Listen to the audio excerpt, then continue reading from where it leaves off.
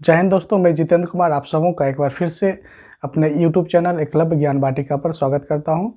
दोस्तों, आज हम लोग एड्स के बारे में पढ़ेंगे। यहाँ पे हमने एक क्वेश्चन लिखा है, एड्स क्या है, इसके रोगाणुकारक, प्रसारण, रोगात्मक परीक्षण, लक्षण एवं उपचार के बारे में लिखें। एड्स एक बीमारी है जो काफ़ी इम्पोर्टेंट है परीक्षा की दृष्टिकोण से। इसे देखिए, बिहार बोर्ड ने 2009 में भी पूछा है, 2011 में, 12 में और 18 में भी पूछा है। तो हम देख रहे हैं कि लगातार इस एड्स से संबंधित सवालों को बिहार बोर्ड पूछ रहा है अपने परीक्षाओं में। तो और इस बार 2021 है, तो इस बार भी ज़्यादा इम्पोर्टेंट है कि आपको पूछा जाए। और बिहार बोर्ड ने जो एक मॉडल सेट जारी किया है उसमें भी एड्स के बारे में दिया है। तो हो सकता है कि इस परीक्षा में आपको पूछे, इसलिए आप लोग इसे बहुत ध्यान से देखेंगे और एक कंसेप्ट को समझने का प्रयास करेंगे कि आखिर एड्स क्या है, एड्स कैसे फैला, पहला एड्स का रोगी कैसे देखा गया, फिर एड्स की वर्तमान स्थिति क्या है, एड्स के क्या लक्षण है, एड्स का क्या उपचार है। क्योंकि हम लोग बचपन से एड्स के बारे में पढ़ते आए हैं, सुनते आए हैं, देखते आए हैं, लेकिन इसके बारे में कंसेप्ट नहीं बन पाया है। एक बेसिक चीज़ होना चाहिए, बेसिक समझ होनी चाहिए, बेसिक पकड़ होनी चाहिए, वो नहीं बन पाई है। तो चलिए आज हम लोग एकदम low level to top level की ओर चलेंगे। एकदम बेसिक से एकदम नीचे स्तर से हम लोग समझने का प्रयास करेंगे कि आखिर एड्स क्या है। चलिए हम लोग धीरे धीरे देखते हैं। तो सबसे पहले देखते हैं एड्स का पूरा नाम क्या होता है। यहाँ पे हमने लिखा है कि ads acquired immune deficiency syndrome, ये 4 शब्द लिखा है, एक्वायर्ड इम्यून डिफिशियंसी सिंड्रोम। इसी को हिंदी में यहाँ पे लिखा है मैंने, एक्वायर्ड इम्यून डिफिशियंसी सिंड्रोम। देखिए अब एक्वायर्ड का मतलब क्या होता है? उपार्जित, जिसको हम लोग अर्जित करते हैं, जिसको हम लोग कमाते हैं, जिसको हम लोग क्या करते हैं, अपनी मेहनत से सृजन करते हैं, उसको क्या करते हैं? उपार्जित, एक्वायर्ड। इम्यून का मतलब क्या होता है? रोग से हमारे बॉडी में रोग से लड़ने की क्षमता होती है, जिसको इम्यूनिटी कहते हैं। तो ये है, उसी से संबंधित है प्रतिरक्षा। और डिफिशियंसी का मतलब क्या हुआ? कमी। डिफिशियंसी का मतलब क्या हुआ? कमी। तो ये हुआ उपार्जित। इम्यून का मतलब हुआ प्रतिरक्षा और डिफिशियंसी का मतलब कमी। और सिंड्रोम समूह हुआ। मतलब ये क्या है कि अगर हम लोग देखें तो एड्स कोई एक खास बीमारी नहीं है, बल्कि यह एक बीमारियों का समूह है। एड्स क्या है? बीमारियों का समूह है, जिसमें उपार्जित प्रतिरक्षा में कमी आ जाती है। इसका मतलब क्या है कि जैसे हम लोग हैं, अगर अपने बारे में सोचें तो जहाँ पर हम लोग हैं, अगर जैसे मान लिया जाए कि यहाँ पे हम खड़े हैं, तो हमारे आसपास क्या है? ये पूरा वातावरण है। और इस वातावरण में तो बहुत सारे ये क्या है? बैक्टीरिया हैं, वायरस है, प्रोटोजोआ है, बहुत सारा फंगी है। ये सब क्या है? माइक्रो ऑर्गेनिज्म है, सूक्ष्म जीव है। यहाँ पर हम खड़े हैं और अगल बगल में जितना क्या है? माइक्रो ऑर्गेनिज्म है। ये हमारे बॉडी में इंटर करता है। ये जो सूक्ष्म जीव है, ये माइक्रो ऑर्गेनिज्म है, चाहे वो विषाणु हो, चाहे वो जीवाणु हो, चाहे वो प्रोटोजोआ हो, ये सब क्या है? हमारे शरीर में इन करता है, हमारे शरीर में प्रवेश करता है। कैसे प्रवेश करता है? या तो संपर्क से, त्वचा के माध्यम से, या फिर भोजन के माध्यम से, या फिर सांस लेते हैं, जैसे सांस हम लोग हवा को लिए, इसके माध्यम से, जैसे भी हो हमारे शरीर में प्रवेश करता है। तो क्या हम हमेशा बीमार पड़ते हैं? तो जवाब होगा नहीं। आखिर हम लोग हमेशा क्यों नहीं बीमार पड़ते हैं? क्योंकि हमारे शरीर के अंदर, ये जो शरीर है, इसके अंदर भी रोग से लड़ने की क्षमता है, और रोग से लड़ने का सेना है, फौज है। हमारे बॉडी के अंदर भी फौज है। उसको क्या करते? प्रतिरक्षा तंत्र, इम्यून सिस्टम। तो क्या होता है कि एड्स के रोग में ये रोग से लड़ने की क्षमता ही खत्म हो जाती है। तो स्वाभाविक सी बात है कि अगर बॉडी में, हमारे शरीर में रोग से लड़ने की क्षमता कम हो जाएगी, तो अब जो बीमारी होगा वो बहुत ज़्यादा होगा। मान लिया जाए कि हमें रोग से लड़ने की क्षमता खत्म हो गई, अब हमको बुखार लग गया, तो स्वाभाविक है कि बुखार जल्दी ठीक नहीं होगा। या पेट खराब हो गया तो पेट खराब जल्दी ठीक नहीं होगा। किसी व्यक्ति को टीबी हो गया तो टीबी ठीक नहीं होगा। किसी को निमोनिया हो गया तो निमोनिया ठीक नहीं होगा। इसका मतलब क्या है कि एड्स पीड़ित व्यक्ति चाहे जिस भी रोग से ग्रसित होगा, वो रोग जल्दी ठीक नहीं होगा। तो एड्स कोई एक खास बीमारी नहीं है, बल्कि वो एक बीमारियों का समूह है। यह एक अभिलक्षण है जिसमें बहुत सारी बीमारी एक साथ हो सकते हैं। ठीक है, क्लियर है। अब देखिए एड्स होता कैसे, तो ये HIV के कारण होता है। हम लोग पहले से भी जानते हैं किसके कारण होता है ये, HIV के कारण। HIV का पूरा नाम होता है ह्यूमन इम्यूनोडिफिशियेंसी वायरस। ह्यूमन मतलब मानव, इम्यूनोडिफिशियेंसी मतलब प्रतिरक्षा कमी, और विषाणु। तो HIV का पूरा नाम होता है ह्यूमन इम्यूनोडिफिशियेंसी वायरस। यहाँ पे होगा वायरस, गलती से लिखा गया है, यहाँ पे होगा वायरस। आप लोग इसको सुधार कर लेंगे।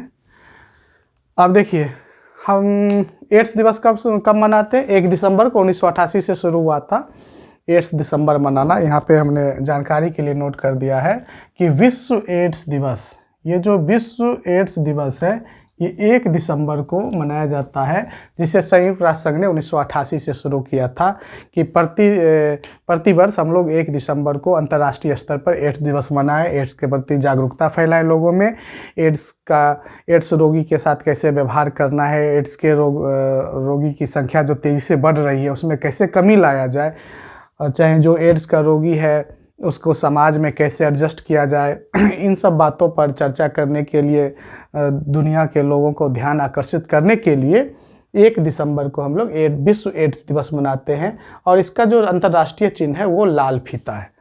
ये लाल फीता, रेड रिबन, ठीक है। अंतर्राष्ट्रीय चिन्ह क्या है, रेड रिबन।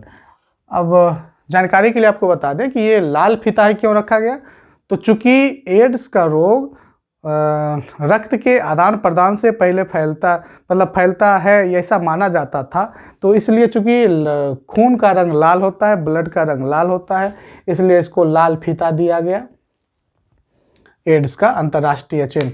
देखते होंगे कि 1 दिसंबर का जो कहीं भी कार्यक्रम होता है तो उसमें देखते होंगे कि रेड रिबन को क्या करते हैं, अपने पॉकेट पे लोग लगा के रखते हैं, एड्स दिवस मना रहे हैं। वो एक सिंबॉलिक वहाँ पर के रूप में दिखाते हैं। चलिए अब हम लोग एड्स के बारे में थोड़ा सा इसको देखें कि आखिर एड्स फैलता कैसे। तो देखिए सबसे पहले देखिए कि HIV क्या है। ये HIV जो है यह रेट्रो वायरस है, जिसे हिंदी में कहते हैं पश्च विषाणु। HIV क्या है, ये रेट्रो वायरस है जिसे हिंदी में कहते हैं पश्च विषाणु। परीक्षा में ये भी पूछा जाता है ऑब्जेक्टिव में। तो यहाँ पर देखिए 3-4 ऑब्जेक्टिव बना, फिर से हम लोग इसको देखें। तो सबसे पहला ऑब्जेक्टिव बनता है कि एड्स का पूरा नाम लिखें। दूसरा पूछेगा कि एड्स किसके कारण फैलता है, तो HIV के कारण, तो पूछेगा HIV का पूरा नाम लिखें। विश्व एड्स दिवस कब मनाते हैं, 1 दिसंबर को ये। और HIV एड्स किस प्रकार का विषाणु है, तो ये एक रेट्रो विषाणु है। और एड्स का अंतर्राष्ट्रीय चिन्ह क्या है, तो लाल रिबन। ये 5 यहाँ पर ऑब्जेक्टिव बन रहा है, जो आपको बिहार बोर्ड के एग्ज़ाम के साथ साथ कई कंपटीशन एग्ज़ाम में भी, जो आप जनरल कंपटीशन की तैयारी करेंगे तो उसमें भी ये पूछा जाता है। अगर हम रेट्रो वायरस का देखें तो ये जो रेट्रो वायरस है पश्च विषाणु, इसका ये जो आउटर लेयर, ये जो बाहरी आवरण है, यह प्रोटीन का बना होता है। ये है पश्च विषाणु, इसका हम एक सिंपल रूप दिए हैं। और इसमें ये क्या है, प्रोटीन का ये आवरण है। और इसका जीनोम है वो क्या है, RNA का बना है, RNA का, DNA का नहीं है, ये RNA का है। अब देखिए कि HIV का जीनोम किस चीज़ का बना, RNA का। तो अगर परीक्षा में पूछ दे ऑब्जेक्टिव में कि HIV का जीनोम किस, या पूछ दे कि HIV का जेनेटिक मटेरियल क्या है, आनुवंशिक पदार्थ क्या है, तो RNA है, आप लोग लिख देंगे। अब जैसे मान लीजिए ये HIV इस व्यक्ति में प्रवेश किया, सोचिए कि इस व्यक्ति में क्या किया, प्रवेश किया, तो इसका तो जेनेटिक मटेरियल, आनुवंशिक पदार्थ क्या है, RNA है। अब इस व्यक्ति में प्रवेश किया तो इसको तो संक्रमित करेगा, इन्फेक्शन डालेगा, तो ये क्या करेगा, रिवर्स ट्रांसक्रिप्शन करेगा। रिवर्स ट्रांसक्रिप्शन के द्वारा क्या होगा कि RNA से DNA बनाएगा। जैसे कि central dogma of molecular biology आप लोग देखे होंगे, तो क्या होता है, DNA है, DNA से बनता है RNA, और RNA से क्या बनता है, प्रोटीन। जब DNA से DNA बनता है तो इस क्रिया को क्या कहते हैं, रेप्लिकेशन। DNA से DNA बनने की क्रिया को क्या कहते हैं, रेप्लिकेशन। DNA से RNA बनने की क्रिया को क्या कहते हैं, ट्रांसक्रिप्शन, डीएनए से आरएनए बनने की क्रिया को ट्रांसक्रिप्शन कहते हैं, और आरएनए से प्रोटीन बनने की क्रिया को क्या कहते हैं? ट्रांसलेशन। और जब आरएनए से डीएनए बनेगा तो इसको कहेंगे रिवर्स ट्रांसक्रिप्शन। इसको क्या कहेंगे? Reverse transcription. तो यहाँ पे क्या हो रहा है एचआईवी में, क्योंकि इसका जो आनुवांशिक पदार्थ है, जेनेटिक मटेरियल, वो आरएनए है। तो ये किसी व्यक्ति को जब संक्रमित करेगा तो ये तो आरएनए ही डालेगा। अब आरएनए से फिर डीएनए बना लेगा, किस प्रोसेस से? रिवर्स ट्रांसक्रिप्शन प्रोसेस से। तो आई होप आप लोग समझ चुके होंगे। चलिए आगे चलते हैं। अब हम लोग देखते हैं कि आखिर इस दुनिया में एचआईवी आया कैसे, आखिर इस दुनिया में एड्स फैला कैसे। तो इसका एग्जैक्ट अनुमान तो हम लोग नहीं लगा सकते हैं, लेकिन ऐसी संभावना है, ऐसा माना जाता है कि एड्स की शुरुआत अफ्रीका से हुआ है, और अफ्रीका के बंदर में ये एचआईवी पाया जाता था। तो जब बंदर में ये एचआईवी था तो बंदर को एड्स नहीं था, ये चूँकि बंदर में एड्स फैलाने में असक्षम था। कौन? एचआईवी। लेकिन ऐसा माना जाता है कि वहाँ के कुछ व्यक्तियों के द्वारा क्या किया गया, उस बंदर के साथ शारीरिक संबंध बनाया गया, जिसके कारण बंदर से किस में आ गया? उस व्यक्ति में, मानव में आ गया। और जब एचआईवी मानव में आ गया तो क्या हुआ? मानव को एड्स हो गया, मनुष्य को एड्स हो गया। फिर दक्षिण अफ्रीका, चूँकि उस समय औपनिवेशिक साम्राज्य था, पूरा दुनिया में बहुत सारे देश गुलाम थे, इंग्लैंड का वहाँ पे राज चलता था, तो लोग इधर उधर जाते रहते थे। जैसे भी अभी वैश्विक स्तर पर हम लोग देखें तो एक देश का लोग दूसरे देश में रहने के लिए जाते हैं।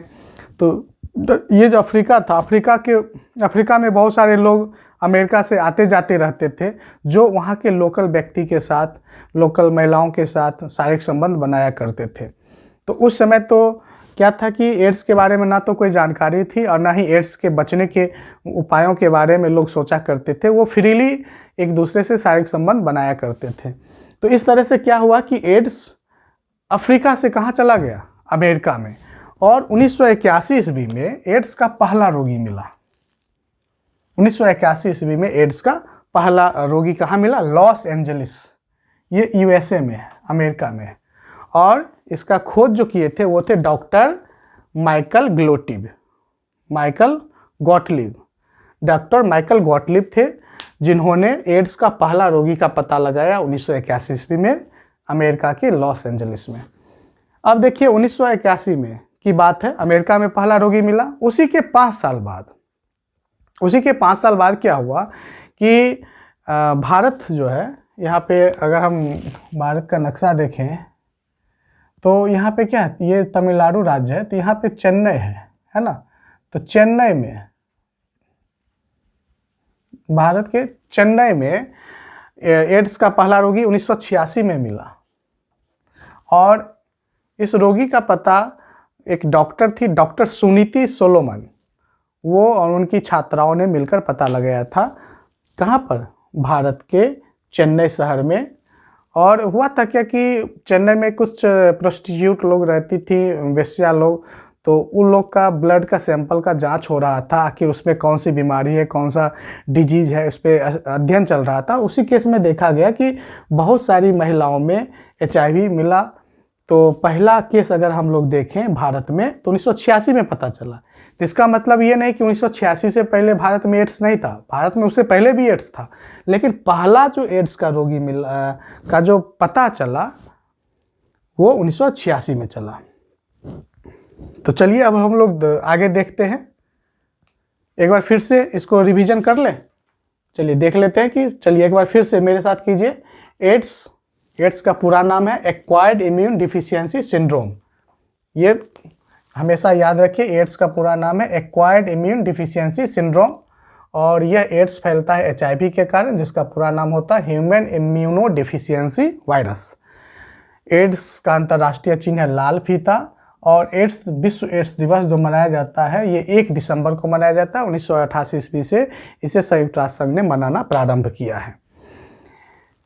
एचआईवी जो है, जिसके कारण एड्स फैलता है, ये एक रेट्रोवायरस है जिसमें जिसे हिंदी में पश्च विषाणु कहते हैं, जिसमें आरएनए जीनोम के रूप में होता है, जेनेटिक मटेरियल के रूप में होता है, और इसका जो बाहरी लेयर होता है एचआईवी का, वो प्रोटीन का बना होता है।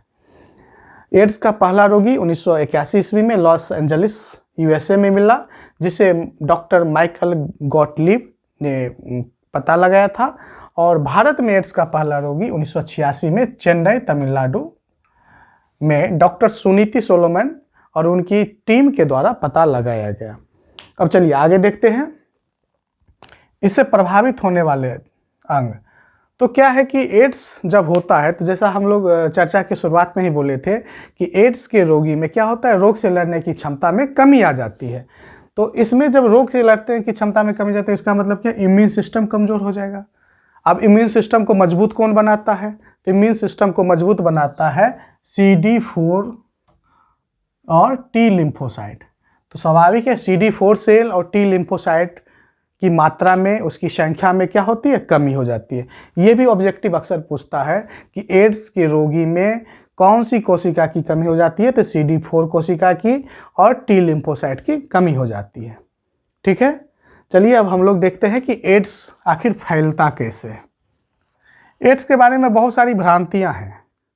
जैसे शुरुआत में जब भारत ही नहीं बल्कि पूरी दुनिया में ऐसा था कि एड्स जो है हाथ मिलाने से फैलता है। जैसे अभी देख लीजिए कोरोना के बारे में क्या कहते हैं, सोशल डिस्टेंसिंग मेंटेन करो, दूरी बना कर रहो, छूने से परहेज करो, मास्क लगाओ। तो ये सब जो गाइडलाइन जारी हुआ है, तो इस ढंग से क्या था, एड्स के बारे में भी शुरू में ऐसा लोग में भ्रांति था, ऐसा जो शायद किसी व्यक्ति से हाथ मिलाएंगे तो उससे भी एड्स हो जाएगा, या किसी कोई व्यक्ति है उसके साथ सोने से या उसके साथ एक साथ खाना खाने से भी एड्स हो जाएगा।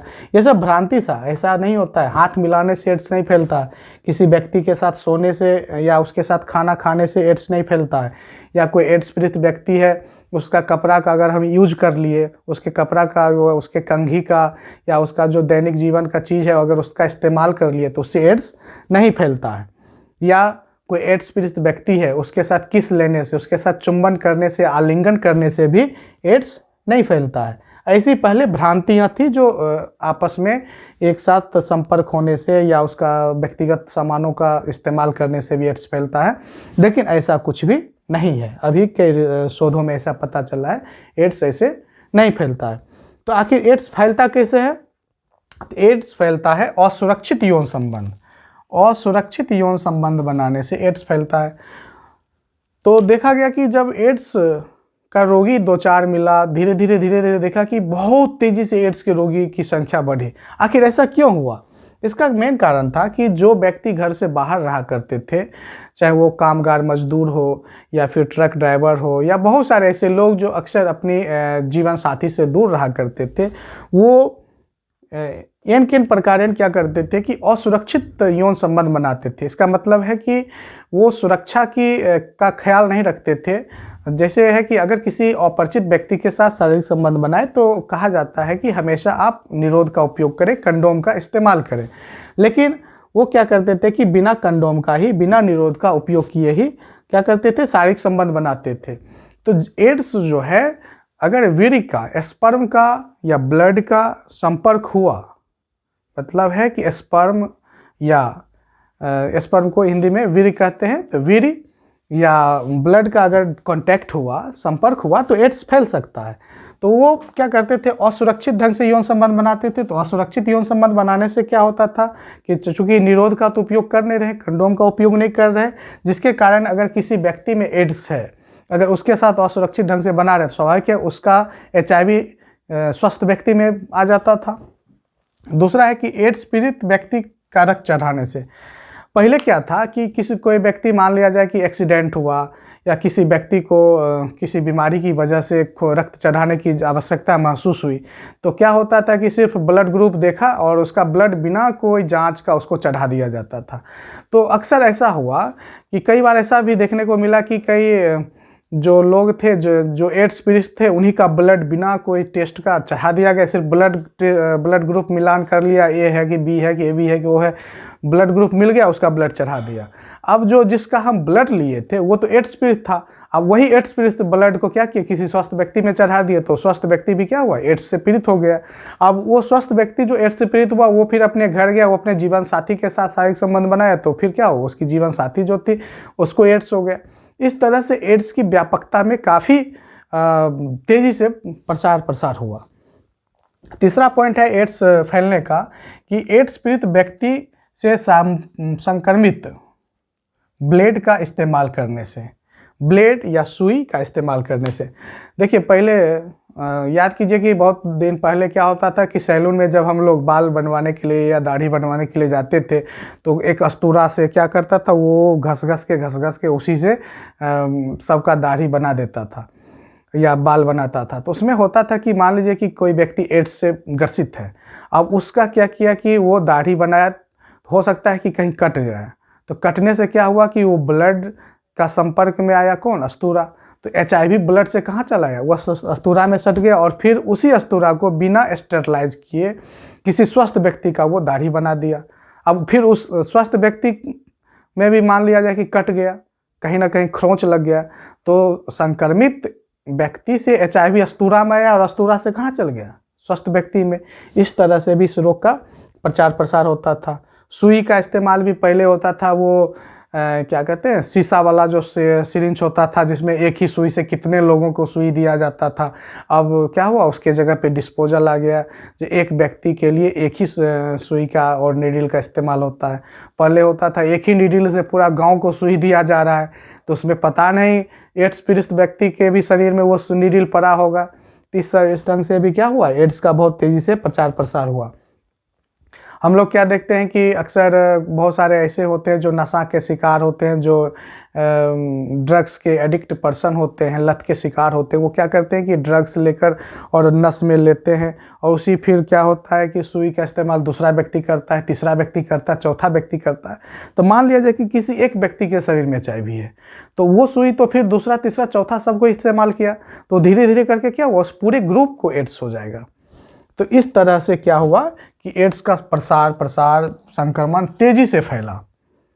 अब चौथा केस है कि एड्स फैलने का, कि कोई एड्स पीड़ित महिला है, अब उसके गर्भ में कोई बच्चा पल रहा है, तो चूंकि माँ और बच्चा के बीच में अपरा, जिसको प्लेसेंटा कहते हैं, प्लेसेंटा से माँ का गर्भाशय और बच्चा का नाभि जुड़ा होता है, तो उस प्लेसेंटा के द्वारा माँ का ब्लड उस बच्चा के शरीर में जाता है, उस शिशु के शरीर में जाता है, भ्रूण के शरीर में जाता है।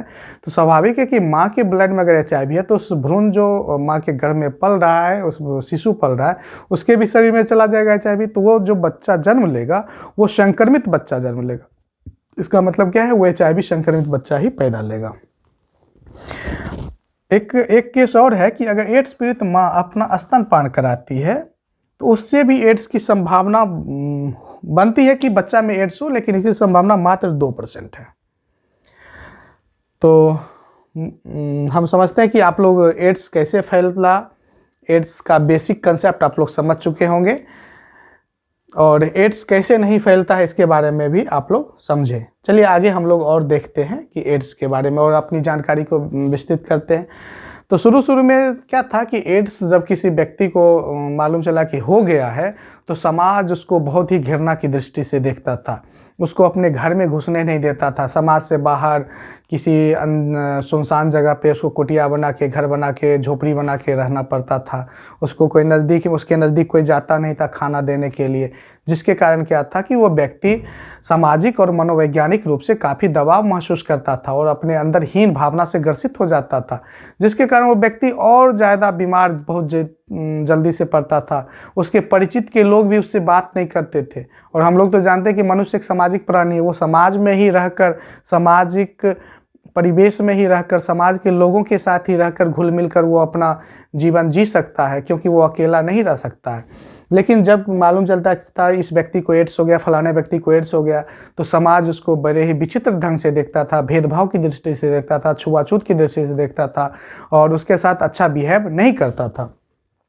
तो सरकार ने क्या किया कि इसके बारे में सही जानकारी देने के लिए व्यापक प्रचार प्रसार की, और टीवी के माध्यम से, बैनर के माध्यम से, विद्यालय में से शिक्षकों के द्वारा बच्चों को सही सही जानकारी देने से, हॉस्पिटल के द्वारा बहुत सारे प्रचार प्रसार के माध्यमों से एड्स के बारे में बहुत सारी जानकारियाँ दी, जिसके कारण अब क्या है कि लोग एड्स पीड़ित व्यक्ति के साथ भी अब सामान्य व्यक्तियों की तरह व्यवहार करते हैं, क्योंकि अब लोगों को ये समझ में आ गया कि एड्स पीड़ित व्यक्ति कोई अलग व्यक्ति नहीं है और हाथ मिलाने से, एक साथ सोने से या कपड़ा पहनने से या चुंबन लेने से, आलिंगन करने से एड्स नहीं फैलता है।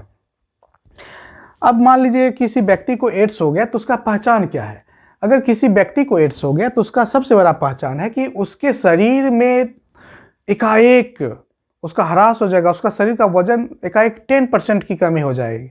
मान लीजिए कि उसका शरीर का वजन 50 किलो है तो एकाएक उसका शरीर का वजन 45 किलो हो जाएगा, 40 किलो हो जाएगा, मतलब वजन का एकाएक गिरना। उसके बाद क्या है, अक्सर उस व्यक्ति को बुखार होगा, उल्टी दस्त होगा या पेट खराब हुआ तो जल्दी ठीक नहीं होगा, व्यक्ति चिड़चिड़ा स्वभाव का हो जाएगा, याददाश्त में कमी आ जाएगी।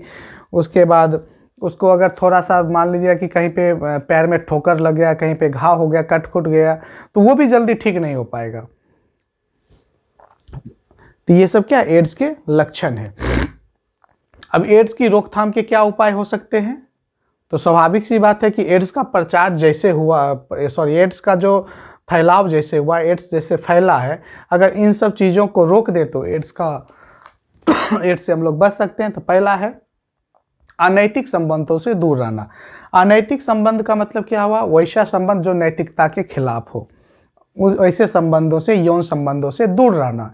इसका मतलब क्या है कि हमें अपने जीवन साथी के प्रति वफादार होना चाहिए, पति पत्नी के प्रति, और पति पत्नी के प्रति, पत्नी पति के प्रति क्या होना चाहिए? वफादार होना चाहिए। जैसे कि हमने यहाँ पे लिखे हैं, एड्स की दवा संयम, समझदारी और वफादारी, दूर रखे एड्स की बीमारी। इसका मतलब क्या होता है? संयम। संयम का मतलब क्या होता है? कंट्रोल, आत्मनियंत्रण। जैसे अगर हमारे अंदर काम वासना जगी, हमारे अंदर काम इच्छा जगी, तो इसका मतलब ये नहीं कि हम उसकी पूर्ति करें, बल्कि हम उसको नियंत्रित करें, आत्मनियंत्रित करें, संयम करें। ये सबसे अच्छी उपाय है कि अगर हमारे अंदर सेक्सुअल डिजायर हो रहा है तो हम उसे आत्मनियंत्रित करें। तो डॉक्टरों ने कहा कि पहले तो आत्मनियंत्रित करो। अगर आप अपने आप को कंट्रोल नहीं कर पा रहे हो तो क्या करो? समझदारी से काम लो। समझदारी का मतलब क्या होता है कि अगर हम, जिसको हमने यहाँ पर भी लिखा है कि अगर किसी अपरिचित व्यक्ति के साथ, जिसके बारे में मुझे कोई हिस्ट्री नहीं पता है, अगर उसके साथ शारीरिक संबंध बनाने की नौबत आ गई तो बिना कंडोम का हम शारीरिक संबंध कभी नहीं बनाए। कि हो सकता है कि वो सामने वाला एड्स पीड़ित हो सकता है कि वो सामने वाला किसी एड्स ना हो, लेकिन हो सकता है वो किसी अन्य यौन संचारित रोगों से ग्रसित हो, सेक्सुअल डिजीज से ग्रसित हो। तो हमें क्या है? बिना कंडोम का सेक्स नहीं करना है, उसके साथ शारीरिक संबंध, फिजिकल रिलेशन कभी नहीं बनाना है। तो ये समझदारी से काम लेना है। और वफादारी का मतलब है कि अपने जीवन साथी के प्रति वफादार होना। वफादार मतलब फेथफुल होना, कि हमें दूर रहें, नज़दीक रहें, लेकिन अपने जीवन साथी के प्रति हमेशा वफादार रहें। तो ये संयम, समझदारी और वफादारी दूर करे एड्स की बीमारी। तो सबसे पहले क्या है कि अनैतिक यौन संबंधों से हमें दूर रहना चाहिए। दूसरा है कि परीक्षण किया हुआ रक्त का इस्तेमाल करना। जैसे कभी भी, कितना भी इमरजेंसी हो जाए, कितना भी सीरियस एक्सीडेंटल केस हो जाए, लेकिन हमें ब्लड ग्रुप सिर्फ जांच नहीं करना है, बल्कि ब्लड ग्रुप जांच करने के साथ साथ उसका HIV का भी जांच करना है। अब तो पैथोलॉजी लैब में होता ही है कि अगर ब्लड आपको चढ़ाना है तो उसका टोटल जांच करने के बाद ही दिया जाता है। जैसा कि पहले गलती हम लोग कर चुके हैं कि बिना जांच किए हुए, एड्स HIV का जांच किए हुए ब्लड चढ़ा दिया गया था, जिसके कारण एड्स बहुत लोगों में तेज़ी से फैला था, अनजाने में फैल गया था।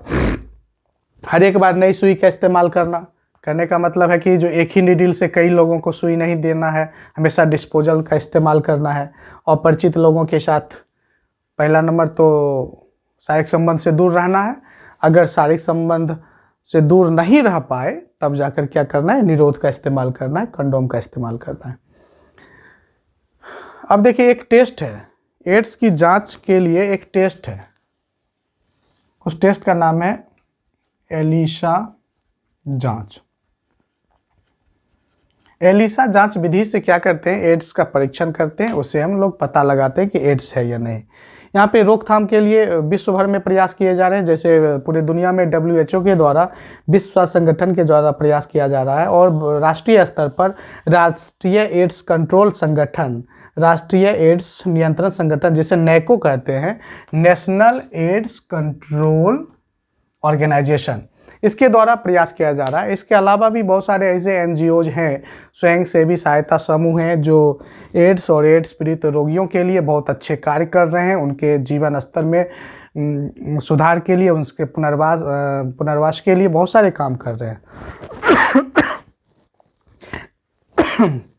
ऐसे देखा जाए तो एड्स का कोई सटीक दवाई नहीं है, एड्स का कोई सटीक दवाई नहीं, फिर भी अगर प्राइमरी स्तर पर देखें तो ये 2-3 दवाई हमने यहाँ पे नाम लिखा है जिसका इस्तेमाल रोगी के द्वारा किया जाता है, जैसे एवाकिवीर है, लैमिविडीन है, जिडोविडिन है।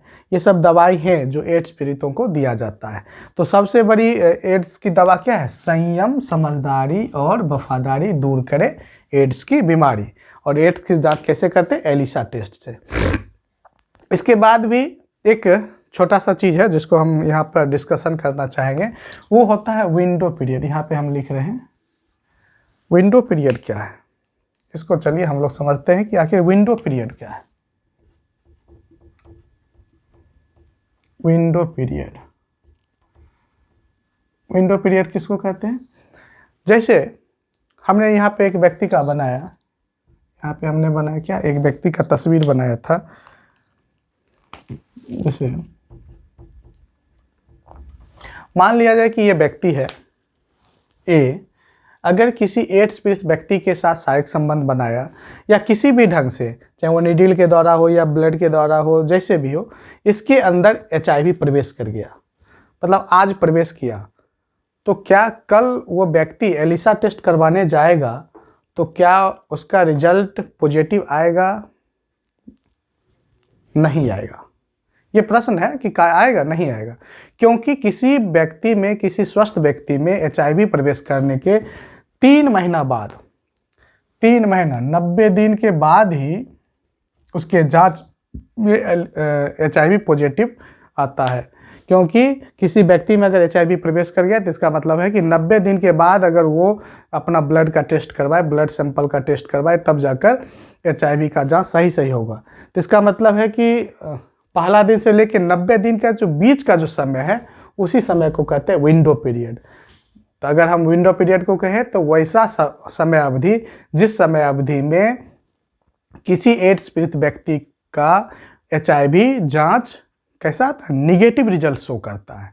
इसका मतलब है कि 90 दिन के अंदर अगर कोई व्यक्ति संक्रमित है HIV से, उसका ब्लड जांच हम करवाएं तो वो सही रिजल्ट नहीं देगा। तो आई होप आप लोग इसको समझ चुके होंगे दोस्तों। फिर भी आप लोग इसको बढ़िया से देखिए एक एक चीज़ को, क्योंकि हर एक पॉइंट एक ऑब्जेक्टिव है। इसमें हर एक पॉइंट कहीं ना कहीं परीक्षा में पूछा है, आपके बिहार बोर्ड के एग्ज़ाम में हो या अदर कंपटीशन में पूछा है। तो आप लोग इसे रिप्ले कर करके देखें, 1-2 बार देखें और इसके नोट करें। और मुझे उम्मीद है कि आप लोग बहुत आसानी से समझ चुके होंगे, क्योंकि इसमें कोई भी वैसा जटिलता हमने नहीं डाला है, चाहे वो रेट्रोवायरस को लेकर हो, क्योंकि इसका जो बायोलॉजिकल इम्पैक्ट है या इसका मॉर्फोलॉजी वगैरह और थोड़ा डिटेल में है, हमने यहाँ पे शॉर्टकट में लिखा है। ठीक है, जो परीक्षा की दृष्टि से महत्वपूर्ण है उन्हीं सब बिंदुओं को यहाँ पर अभी हम लोग चर्चा किए हैं। तो आई होप आप लोग समझ चुके होंगे। फिर भी कोई दिक्कत हो तो आप कमेंट सेक्शन में ज़रूर लिखें। अगर आपको ये वीडियो अच्छा लगे तो आप इसे लाइक करें और अपने दोस्तों को शेयर करें। अगर आप नए हैं तो चैनल को ज़रूर सब्सक्राइब कर लें, क्योंकि हम इसी तरह का पूरे सिलेबस का जो टॉपिक है एक एक करके हम आपको डालेंगे।